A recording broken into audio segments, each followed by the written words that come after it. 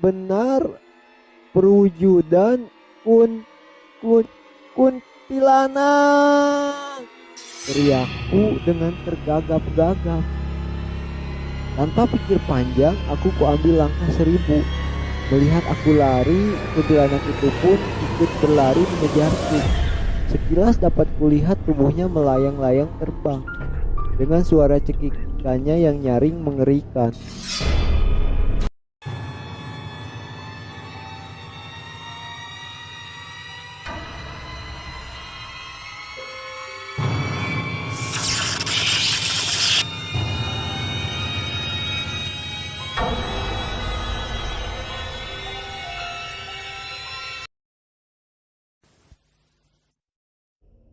Assalamualaikum warahmatullahi wabarakatuh. Bertemu kuntilanak dan rombongan hantu pembawa keranda mayat. Kisah menyeramkan ini terjadi dan dituturkan langsung oleh pelaku yang tinggal di Kabupaten Sangkau, Kalimantan Barat, di mana selama seminggu dirinya tak sadarkan diri setelah tubuhnya ditemukan di atas kuburan. Bagaimana kelanjutan ceritanya? Kita simak videonya. Pada malam Jumat Kliwon, 6 tahun yang lalu aku mengalami kejadian itu. Sampai sekarang kejadian itu masih membekas jelas di ingatanku. Mungkin ini akan menjadi sebuah pengalaman mistis paling seram sepanjang hidupku. Sebelumnya, aku tidak percaya sama sekali tentang cerita berbau mistik, hantu dan sejenisnya. Namun, hal itu berubah setelah aku sendiri mengalami sebuah peristiwa yang sangat menyeramkan dan mengerikan itu. Pengalaman ini menjadi hidayah bagiku untuk kembali ke jalan Tuhan. Sejak peristiwa itu, aku kembali rajin menjalankan sholat 5 waktu. Padahal sebelumnya aku termasuk pemuda berandal. Karena pengalaman itu pula setiap malam aku menjadi rajin membaca kitab suci Al-Quran. Sebagai pemuda yang masih lajang, setiap malam aku suka nonton hiburan musik yang ditanggap orang pada sebuah pesta atau hajatan di daerahku, baik itu di kampungku ataupun di kampung-kampung tetangga. Selain sekedar mencari hiburan, siapa tahu ada gadis yang mau denganku untuk kujadikan pacar. Biasanya kami selalu pergi berombongan dengan mengendarai sepeda motor. Ceritanya, malam itu terpaksa aku pulang sendiri dari menonton acara musik di kampung seberang. Jarak kampungku dengan kampung seberang kurang lebih 3 kilometer.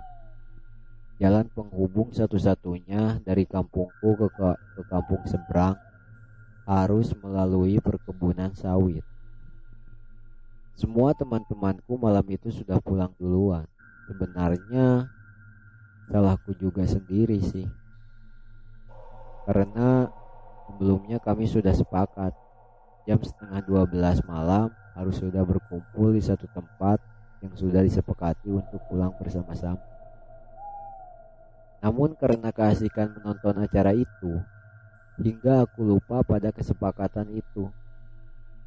Mungkin karena ditunggu-tunggu sampai pukul 12 aku belum muncul juga. Akhirnya teman-temanku memutuskan untuk pulang duluan. Semua teman-temanku mengira aku sudah pulang terlebih dahulu, padahal nyatanya belum. Sialnya malam itu aku tidak membawa kendaraan sendiri. Saat berangkat aku dibonceng sepeda motor temanku. Ya bisa disebut nebeng lah. Dengan perasaan jengkel, kuputuskan pulang sendirian dengan berjalan kaki. Jarak yang akan kutempuh cukup lumayan jauh untuk ukuran jalan kaki. Perasaan takut tak jadi masalah bagiku. Dari kecil, aku tak pernah kenal dengan yang namanya takut, apalagi dengan hantu. Aku sama sekali tidak percaya keberadaannya. Suara jangkrik mengiringi langkahku menyusuri jalanan yang sunyi.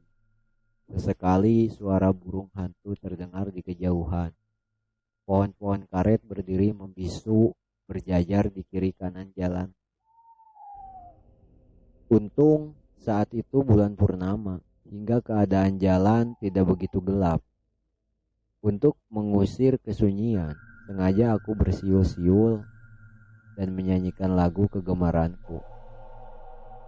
Namun anehnya begitu sampai di tengah-tengah kebun kelapa sawit, entah mengapa tiba-tiba saja badanku merinding dan kulihat jam di tanganku menunjukkan pukul 1 malam.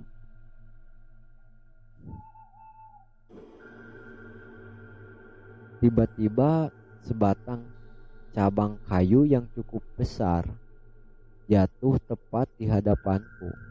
Tanganku hingga jantungku hampir copot. Karena menghalangi jalan, ku coba untuk menyingkirkan cabang kayu itu ke samping. Belum lagi cabang kayu itu berhasil kusingkirkan, tiba-tiba terdengar suara tawa cekikikan. Suara itu nyaring sekali. Hati kecilku berkata, jangan-jangan itu suara kuntilanak. Kuperhatikan sekelilingku, tetapi tidak ada apa-apa. Dan kembali suara tawa cekikikan itu terdengar. Kembali kuperhatikan sekelilingku, tapi tetap aku tidak melihat apa-apa. Hanya pepohonan sawit yang berdiri mematung tertimpa cahaya bulan. Lagi-lagi suara tawa cekikan itu terdengar. Kali ini malah lebih keras dan berulang-ulang. Benar, itu pasti kuntilanak, kataku dalam hati. Karena suara tawa itu terus saja terdengar, bukannya takut malah timbul rasa jengkelku. Dengan penuh emosi aku berteriak menantang. Hei, jangan ganggu aku. Kalau berani jangan sembunyi-sembunyi. Tunjukkan wujudmu.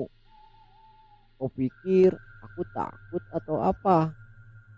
Dasar setan, keluar kau, teriakku malam itu. Begitu aku selesai berteriak, suara tawa itu pun berhenti. Karena dari kecil aku dikenal sebagai anak yang pemberani menghadapi keadaan seperti ini, tidak ada sedikit pun rasa takut di benakku. Malah timbul rasa penasaranku, seperti apa sih wujud kuntilanak itu. Kutunggu beberapa saat, tapi suara tawa itu tidak terdengar lagi. Dengan perasaan jengkel, kembali aku bermaksud melangkahkan kakiku. Tapi belum sempat kakiku melangkah, tiba-tiba bahuku ada yang menepuk dari belakang, diiringi sapaan suara perempuan. Dengan terkejut, buru-buru kuputar badanku menghadap ke belakang. Seorang perempuan dengan wajah tertunduk berdiri tepat di belakangku. Entah dari mana datangnya, aku mundur beberapa langkah ke belakang, sambil terus memperhatikan perempuan itu. Kulihat baju putih panjangnya menutupi kaki dan tangannya. Saat itu aku juga mencium aroma bunga kantil. Belum sempat aku bertanya kepada perempuan itu, tiba-tiba dengan perlahan-lahan perempuan itu menengadahkan mukanya. Di keremangan malam, kulihat wajah perempuan itu pucat sekali. Kedua matanya bolong, rambutnya awut-awutan, dan dari kedua lubang matanya memancarkan sinar merah. Spontan rasa takutku menyergapku. Baru kali ini aku merasakan ketakutan, jantungku berdebar kencang manakala secara tiba-tiba perempuan itu tertawa cekikikan sambil memperlihatkan taringnya. Lalu kedua tangannya diacungkan kepadaku. seolah-olah ingin mencekikku. Kembali aku dibuat terkejut, ternyata jari-jari tangannya tinggal tulang semua. Dan itu benar perwujudan kuntilanak, teriakku dengan tergagap-gagap. Tanpa pikir panjang, aku kuambil langkah 1000. Melihat aku lari, kuntilanak itu pun ikut berlari mengejarku. Sekilas dapat kulihat tubuhnya melayang-layang terbang dengan suara cekikannya yang nyaring mengerikan. Dengan sekuat tenaga, ku percepat lariku. Tapi kuntilanak itu terus saja mengejarku dengan disertai suara tawanya yang menakutkan. Sementara rasa takut yang kurasakan semakin menjadi-jadi. Baru kali ini aku merasakan takut yang teramat sangat.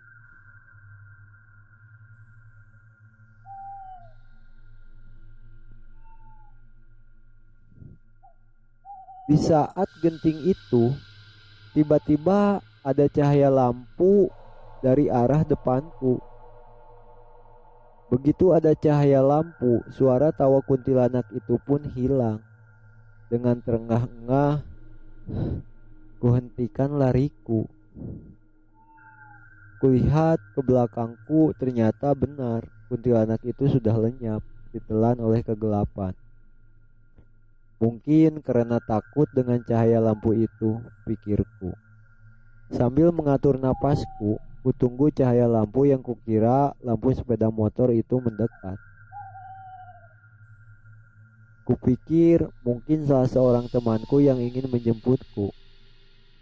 Tapi semakin dekat cahaya lampu itu ke arahku, ternyata bukan suara sepeda motor yang terdengar.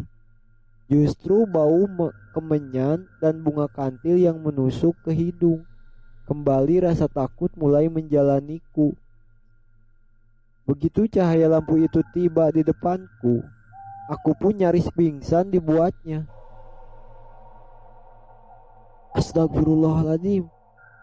Ternyata cahaya itu adalah rombongan hantu penghusung keranda mayat. Mereka berjalan tanpa menginjakan tanah. Badanku seolah tak berdarah lagi, jantungku berdegup kencang, keberanian yang dulu kubangga-banggakan kini hilang sudah. Dengan amat jelas, kulihat satu orang tanpa kepala dan leher berlumuran darah, membawa lampu berupa bulatan cahaya yang sangat terang.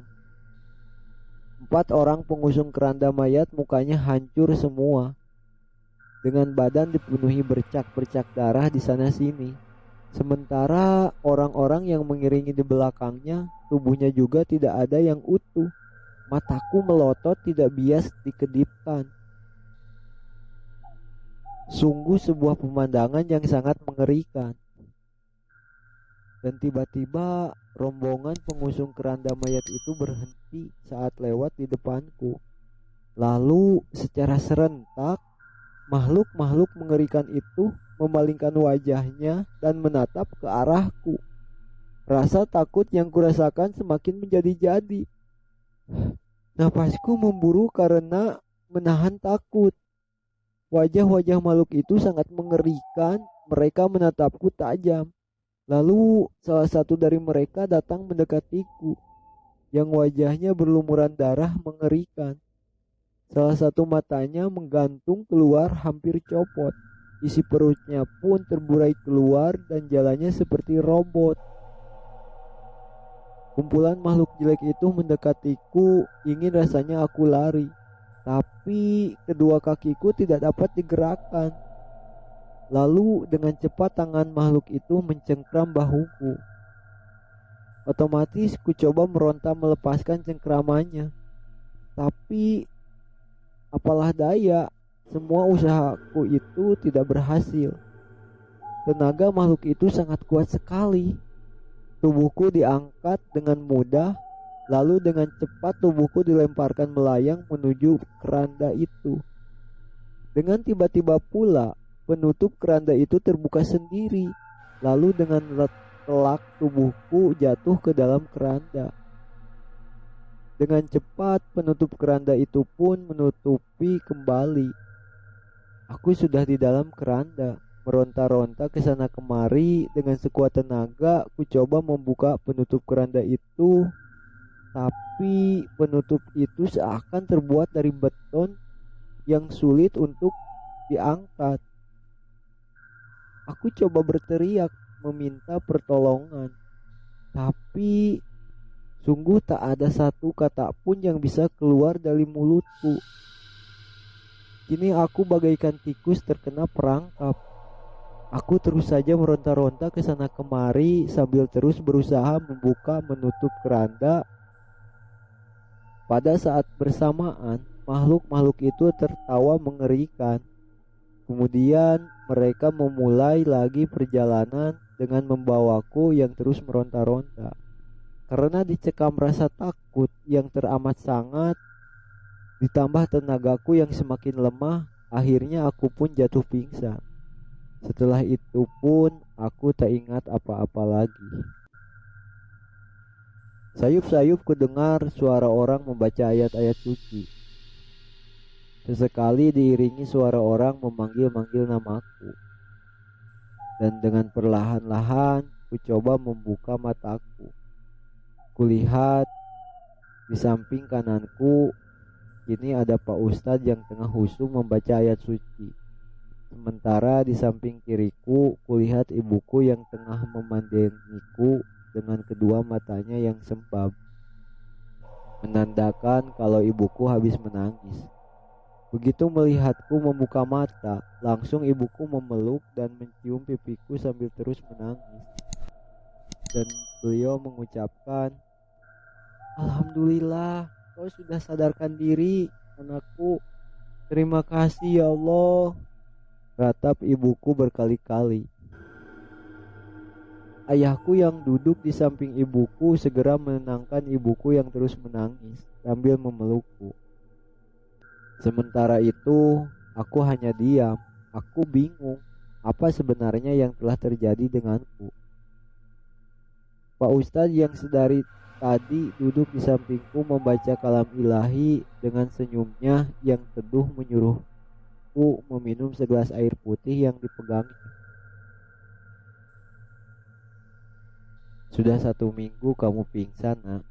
Kamu ditemukan tergeletak di tengah kuburan," kata Pak Ustadz menjelaskan. Mendengar kata kuburan, aku teringat kembali kepada kejadian yang menimpaku. Dengan perasaan yang masih diliputi rasa takut, aku pun menceritakan semua kejadian yang kualami dari awal hingga akhir. Semua orang yang hadir di ruangan itu bergidik ngeri mendengarkan ceritaku. Dan sejak kejadian itu hingga sekarang, aku kian rajin mendekatkan diri kepada Allah Subhanahu wa Ta'ala. Ku kerjakan lagi sholat yang 5 waktu itu. Setelah sekian lama ku tinggalkan. Ku buka lagi kitab suci. Setelah sekian lama tidak pernah ku baca. Walaupun kejadian itu masih membuatku trauma. Namun aku kian menyadari bahwa memang ada dimensi kehidupan lain yang diciptakan Allah Subhanahu wa Ta'ala di samping kehidupan manusia yang nyata ini. Aku pun berharap atas kejadian yang telah menimpaku ini bisa menjadi hikmah dan pelajaran bagi kita semua. Sekian ceritanya. Assalamualaikum warahmatullahi wabarakatuh.